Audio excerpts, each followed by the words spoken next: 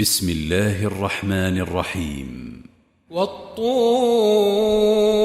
وكتاب مسطور في رق منشور والبيت المعمور والسقف المرفوع والبحر المسجور إن عذاب ربك لواقع ما له من دافع يوم تمور السماء مورا وتسير الجبال سيرا فويل يومئذ للمكذبين الذين هم في خوض يلعبون يوم يدعون إلى نار جهنم دعا هذه النار التي كنتم بها تكذبون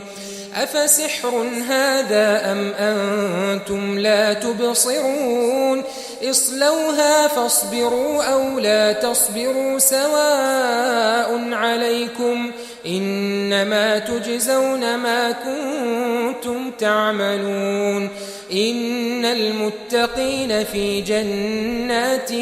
ونعيم فاكهين بما آتاهم ربهم ووقاهم ربهم عذاب الجحيم كلوا واشربوا هنيئا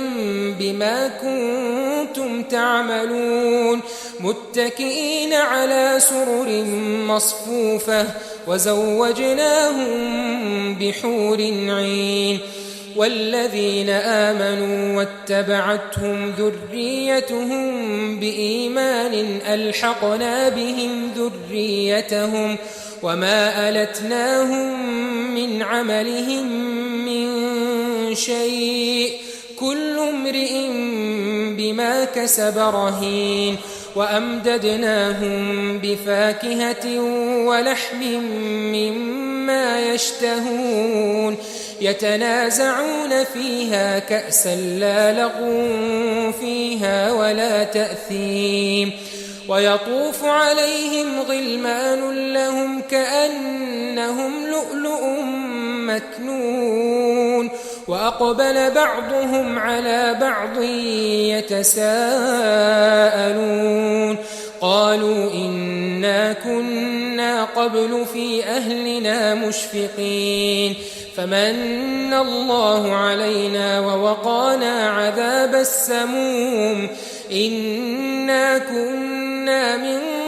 قبل ندعوه إنه هو البر الرحيم